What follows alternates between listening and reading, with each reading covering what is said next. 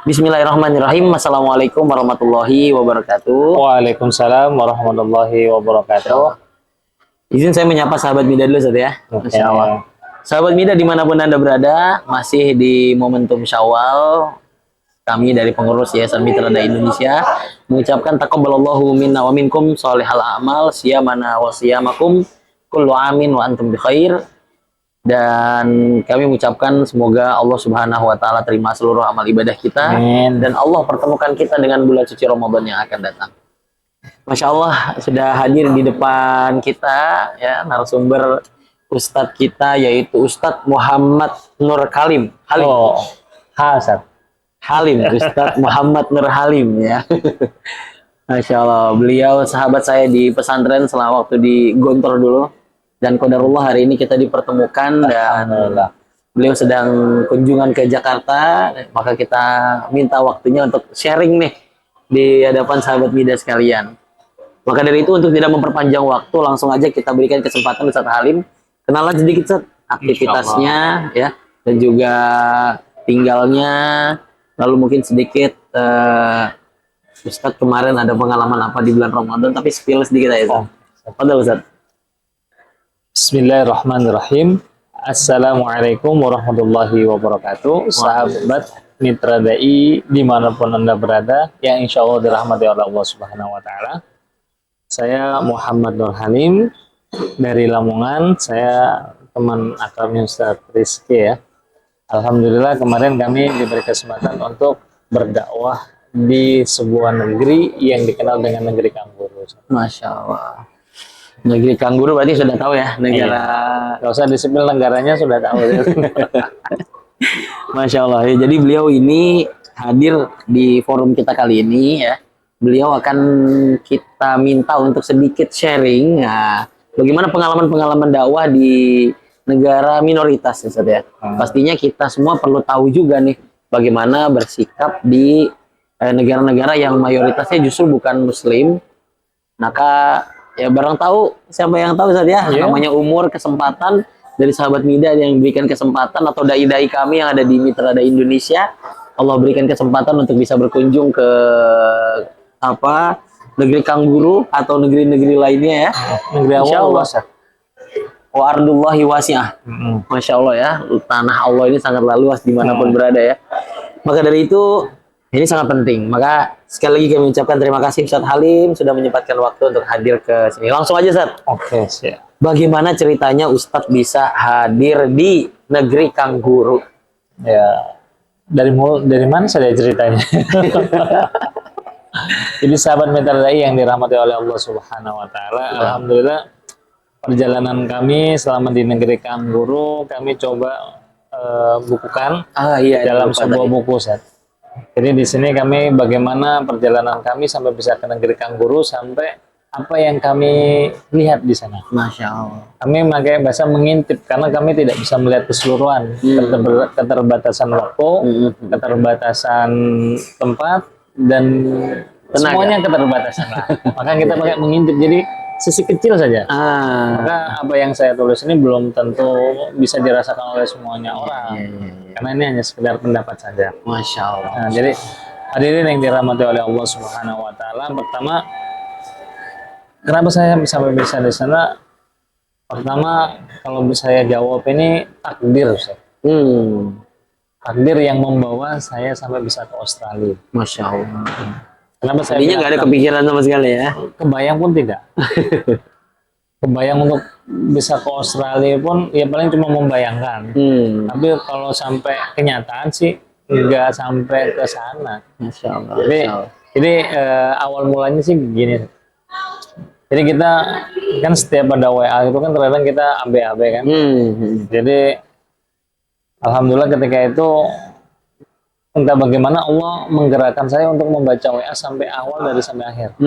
Ternyata di salah satu grup itu ada teman kita yang nge-share bahwasannya ada pendaftaran dai ambasador dompet duafa. Dompet duafa. Oke. Jadi kita coba membaca, kemudian persyaratannya apa saja. Ternyata ketika saya lihat, kalau untuk persyaratan sih insya Allah bisa lah. Maksudnya adalah bukan bisa ya, adalah meskipun ada beberapa persyaratan yang belum saya punya. Jadi saya mencoba karena pendaftarannya itu cuma seminggu, jadi saya mencoba mengelis dulu mana yang belum bisa. Jadi saya melengkapi. Jadi ternyata video itu penting juga kan. Dokumentasi. Jadi sahabat mitra dai, ketika kita dapat tugas, ketika kita ngisi kajian dan lain sebagainya, usahakan kalau kita sempat memvideokan, kita videokan. Karena sekarang kita butuh itu dan dipertanyakan yang itu. Jadi jangan sampai kita takut karena untuk pamrih dan lain sebagainya. Sekarang karena kita lagi berperang ini, yang joget-joget aja ditunjukkan, masa yang mengaji, kajian, bersedekah nggak ditunjukkan. Kalau misalnya kita diam ya kita kalah. Masya Allah. Maka tim-tim media itu sekarang sungguh kita lagi berperang dengan yang namanya media. Jadi semoga mitra dai juga ini semakin berkembang. Insya Allah Ustaz, berkat doa antum nih. Karena hidayah Allah itu kan ada di mana-mana. Betul Ustaz. Tidak Wasail kasirah ya. Wasail kasirah. Benar. Dan Allah akan menggerakkan video kepada seseorang itu kan dengan cara Allah, bukan dengan cara kita. Kita hanya beristiqomah, berazam, berikhtiar lah. Nah, jadi kita ya daftar lah daftar seleksi. Kalau untuk masalah kemampuan dan lain sebagainya itu Allah Subhanahu wa Ta'ala. Padahal di situ banyak juga mungkin yang udah profesor ya. Iya, bisa dikatakan ada lah. Iya. Kalau dibilang kemampuan masih banyak yang lebih bagus. Kekuatan sekali Ustaz ini. Oh, bukan, iya. Ya itu tadi, semuanya akan kalah dengan takdir. Betul. Tapi yang menarik tadi ya, Masya Allah, pensikapan kita kepada sebuah informasi itu ya. Seringkali kan kita informasi itu baca setengah-setengah gitu ya. Padahal bisa jadi itu peluang yang Allah tunjukkan kepada kita. Sebenarnya Allah ngasih petunjuk kepada kita. Nah, itu. Kadang kita daya tangkap kita yang kurang. Nah, itu dia tuh. Maka mungkin bukan tips ya, saran kepada sahabat mitra dai. Misalkan ada WA, terutama WA meskipun itu menyebar misalkan adkarus soba, pesan pagi kita baca karena itu adalah doa yang dikirimkan kepada orang-orang kepada kita. Masya Allah. Masya Allah ya.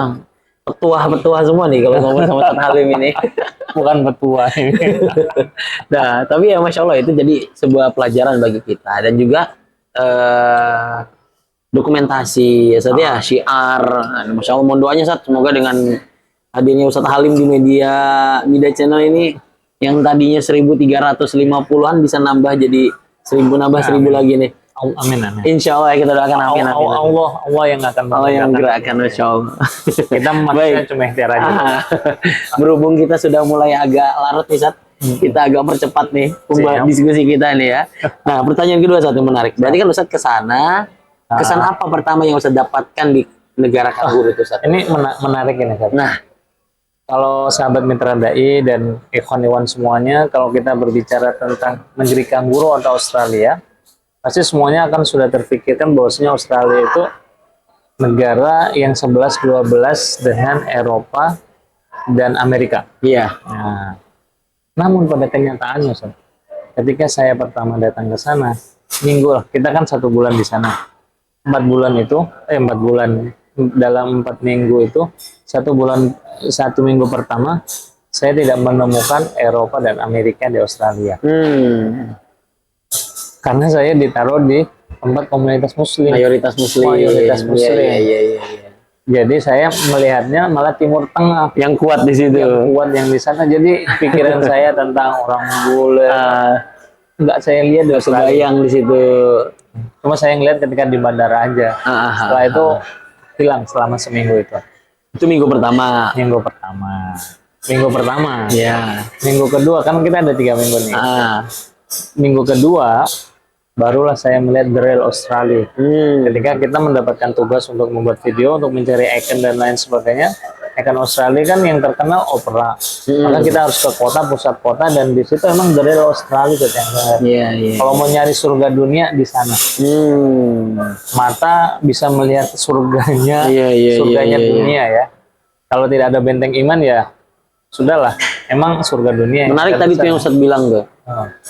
Ujian keimanan di sana tuh adalah menjauhkan diri dari kemaksiatan.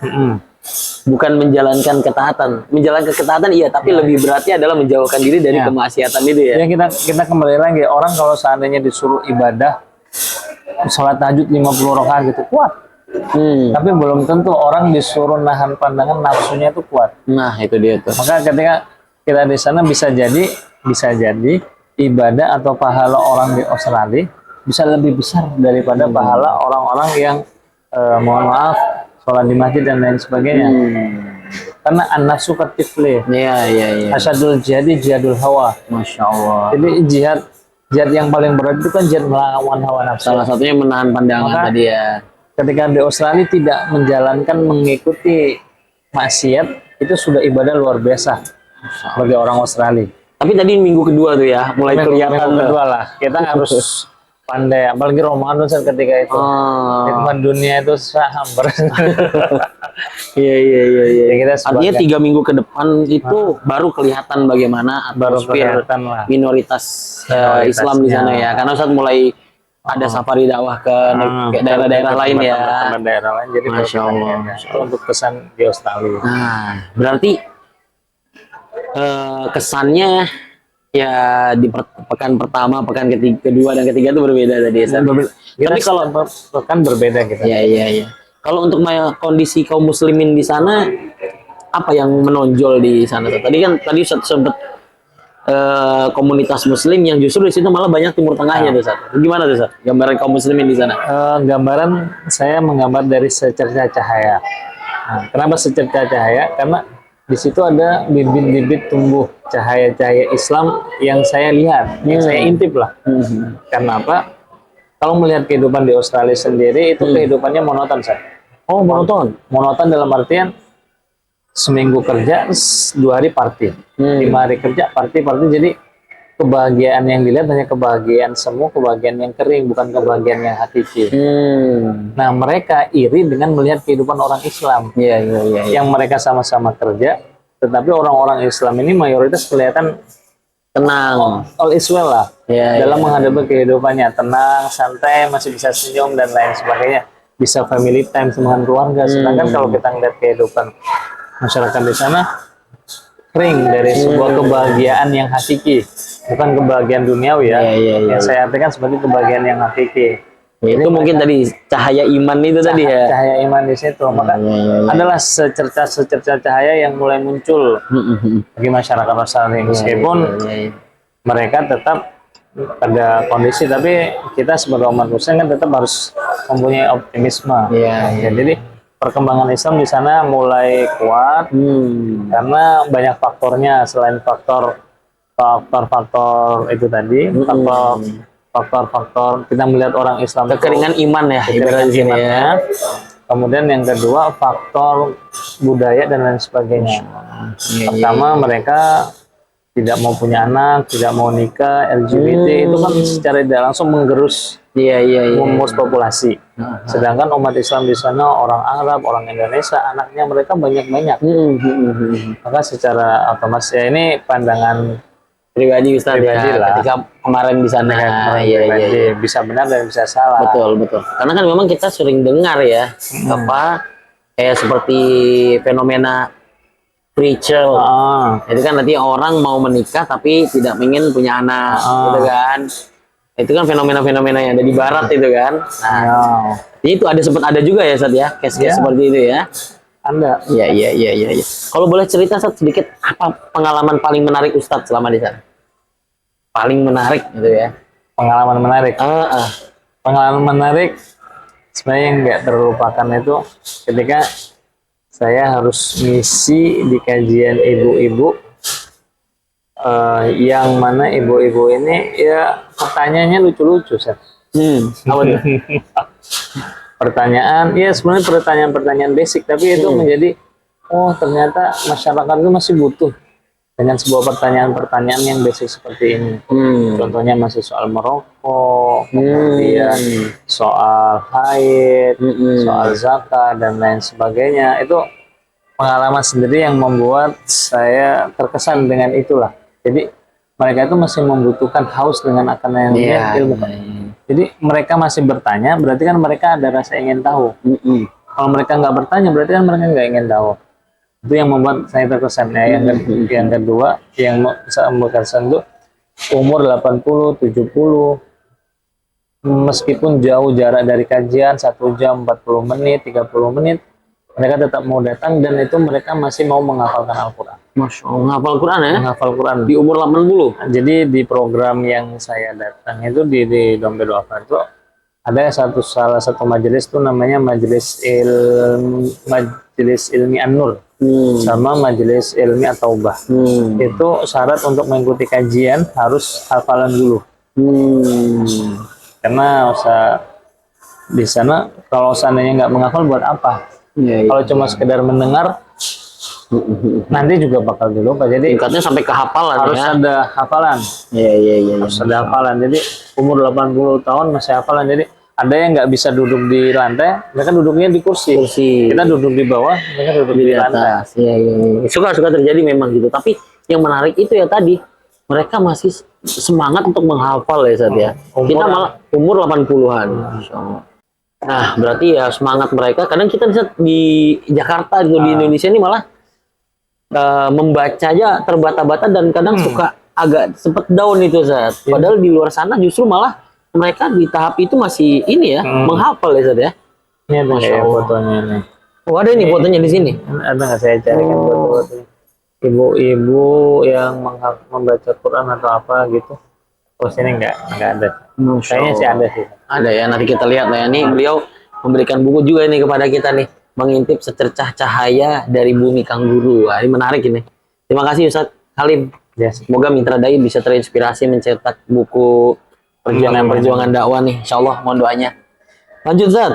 Siap. Nah, tadi pengalaman menarik sudah. Nah, kita mau tanya nih Ustaz. Selama 4 minggu perjalanan dakwah Ustaz di negeri Kang Guru atau di Australia kemarin di bulan Ramadan, kita akan melihat kondisi umat Islam khususnya secara global nih sedang tidak stabil Ustaz.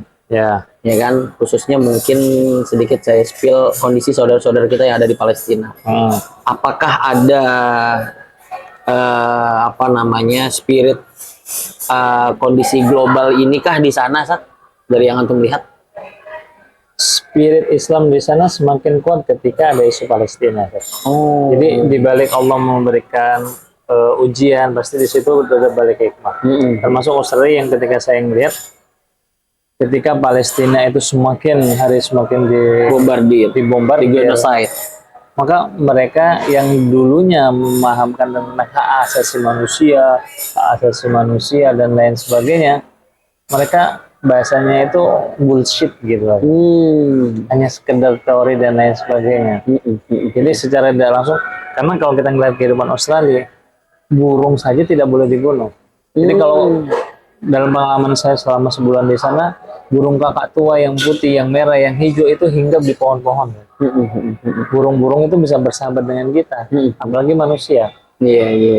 Saling menjaga hak asasi tadi ya. Hak asasi hewan pun dijaga asasinya. Bukan hak asasi manusia, hak asasi hewan juga ada. Hewan juga di. Iya.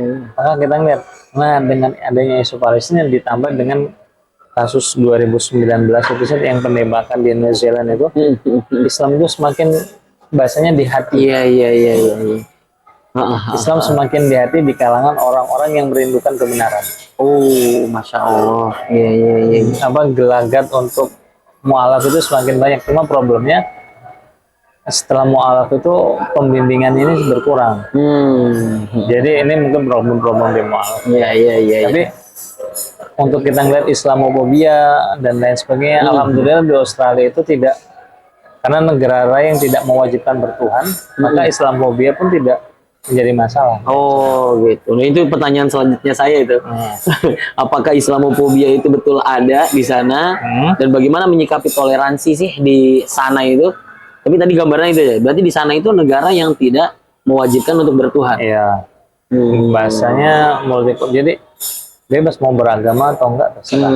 Kalau secara data yang kami baca 50% itu ateis, 30%-nya bahkan 30%-nya Kristen lah, Katolik, kemudian 3% Islam, sisanya agama-agama yang lain. Itu menurut data. Tapi menurut fakta sepertinya berbeda. Hmm. Sepertinya Islam tadi 3% ya. 3% itu sepertinya. Cuma emang data itu Belum dari diupdate setiap mungkin. tahun-tahun mungkin nggak berubah. Cuma kalau kita ngelihat Islam sudah semakin Berkembang. orang berkerudung aman, mahasiswa berkerudung juga banyak. Meskipun Iya, yang nggak berkerudung juga banyak ya. Iya, iya, iya. Cuma iya. kalau Islamofobia saya tidak menemukan di sana. Masya Allah. Asalkan kita tidak mengganggu Ya, ya, privasi orang. privasi orang, termasuk kegiatan masjid, kegiatan sholat itu tidak mengganggu, all is well. Oke. Tapi kalau azan pakai toa gitu ada di sana? Azan pakai toa yang saya lihat cuma ada satu masjid yang bisa disuapkan keluar. Oh, gitu. Iya, iya. Kalau yang lain masih di dalam. Di dalam. Nah, ini pertanyaan yang hanya bisa dijawab bagi orang yang pernah ke sana di sana. Ya. Ya saya kalau saya pribadi kan belum melihat secara utuh Islamofobia di sana. Oke. Nah, karena itu tadi orang berkerudung banyak, orang yang sholat juga banyak. Kemudian bahkan di Lakemba yang tempat distrik orang Muslim itu, ketika buka puasa itu ada stand gereja menyediakan buka puasa. Oh, gereja menyediakan buka puasa. Iya. Insya Allah ya. Tanirnya apa? Yang penting ini saja ya, menyediakan untuk buka puasa. Masya Allah. Menarik. Nah, ini menjadi semangat juga buat kita ya, Sad ya. Untuk lebih bersyukur kembali nih. Ya, mungkin tambahan Sad boleh nggak sih? Boleh, silakan. Jadi ketika Muslim ini semakin menampakkan kegiatan-kegiatan Ramadannya, termasuk dengan bazar, kayak pasar malam dan lain sebagainya, orang-orang Muslim itu juga mereka datang. Ikut menyemarakkan. Tertarik. Iya. Nah, mereka jadi tertarik dengan kehidupan Muslim yang ada di sana. Jadi mereka orang Muslim itu bisa bareng-bareng. Kemudian orang Muslim itu bisa punya kegiatan ini. Jadi mereka terkadang iri. Ini entah iri entah apa, mereka datang dan melihat ini nih yang kemarin-kemarin mengosongkan hati saya nih. Ini yang saya cari nih. Nah, ya mungkin seperti itu. Jadi kekeringan atau kegersangan hati orang-orang itu mungkin secara tidak langsung terpupuk dengan kondisi beribadah kita, apalagi ditambah dengan kondisi global tadi saat ya. Ternyata hak asasi manusia yang tidak ditegakkan gitu ya. Dan alhamdulillah di sana kami berkesempatan untuk memimpin syahadat salah satu wanita. Alhamdulillah. Dan mereka wanitanya ini mendapatkan hidayah karena melihat perilaku seorang Muslim, melihat ketenangannya, melihat perilakunya dan lain sebagainya. Jadi dakwah bilhal kita nggak harus punya ilmu yang banyak untuk berbicara. Oh ini yang benar dan lain sebagainya. Tapi kita cukup bersikap sebagai Muslim yang ideal. Maka orang non Muslim itu akan tertarik dengan kita tanpa kita harus mengucapkan dengan lisan dan lain sebagainya. Masya Allah, itu kalau kata kitab yang pernah saya baca tuh ada kun kal farosyah. Farosyah. Ta'thiruha kullu ainin ra'atha walam tantiq bi kalimah. Masya Allah. Puitis banget itu memang, tapi pakai bahasa Arab ya. Yang artinya itu jadilah kamu laksana seekor kupu-kupu gitu ya. Ta'thiruha kullu ainin ra'atha. Terpesonalah seluruh mata melihatnya, walaupun dia tidak berbicara apa-apa. Ini jangan-jangan gombalan anu sama istri. Ya. Masya Allah. Itulah sebenarnya nahnu du'atun qabla kulli syai' itu sebenarnya tuh. Ya kan, kita menjadi dai sebelum jadi apapun gitu ya, walaupun profesi kita apa, tapi ketika kita punya pribadi yang baik itu akan banyak menjadi taksir, menjadi pengaruh buat orang-orang di sekitar kita saat ya. Setidaknya dai buat diri sendiri. Nah, itu dia penting juga tuh. Karena mata ini perlu didai, perlu dinasihatin, telinga perlu dinasihatin, tangan perlu dinasihatin. Masya Allah. Nah, yang terakhir Ustaz. Siap. Masya Allah nih, menutup obrolan kita di kesempatan kali ini nih. Ya. Boleh dong Ustaz sedikit saran dan masukan. Boleh. Untuk para dai yang mungkin kedepannya akan memiliki kesempatan untuk berdakwah baik di negeri Kangguru ataupun di negara-negara Eropa lainnya. Saran-saran dari Ustaz itu seperti apa Ustaz? Monggo Ustaz. Baik, terima kasih Ustaz Rizky, sahabat mitra dai yang dirahmati oleh Allah Subhanahu wa taala. Sebagai dai kita harus kuat, harus punya niat yang baik, niat yang tulus dan lain sebagainya, karena sesuatu yang berangkat dari hati akan bisa diterima oleh hati. Kita pandai berbicara, tapi hati kalau seandainya menolak bagaimana? Maka sebagai dai kita harus kuat sebelum kita bertindak. Entah dari karena ketika kita di lapangan terkadang tidak sesuai dengan ekspektasi. Ada sahabat kami yang ditugaskan misalkan di salah satu negara Korea atau di mana gitu, jamaahnya cuma ada satu, bahkan di Filipina santrinya cuma satu, tetap bahkan ada yang tidak ada sama sekali, tetap kita apa yang kita lakukan insya Allah Allah akan tetap melihatnya. Jadi kita perbarui niat, kemudian kita tata niatnya, yang penting kita niatkan lillah, Allah akan membukakan betul-betul jalannya. Kalau seandainya kita ada niat dunia, maka Allah cuma hanya memberikan dunia. Betul. Allah kan lebih tahu dari segalanya. Kita mencoba untuk menjadi versi terbaik untuk diri kita, maka Allah akan membimbing bagaimana jalannya. Yang terbaik untuk kehidupan kita. Nah, kita menjadi versi yang terbaik yang kita bisa. Kalau kita memaksakan seperti versi orang lain, kita harus jadi misalkan dai yang standarnya itu hafal Quran. Padahal kalau kita menunggu hafal Quran, ya kita nggak menjadi dai sama sekali. Kita harus membranding diri kita untuk menjadi dai yang apa contohnya? Dai yang lucu. Padahal kita bukan orang yang lucu. Susah. Jadi menyakiti diri sendiri, maka zalimun li nafsi gitu. Maka kita ketika berdai, kita mencoba kalau bahasanya membranding lah, atau kita membuat diri kita terbaik versi yang kita bisa. Terbaik apapun. Kalau kita bisa dakwanya dengan menulis, kita coba dakwakan dengan menulis.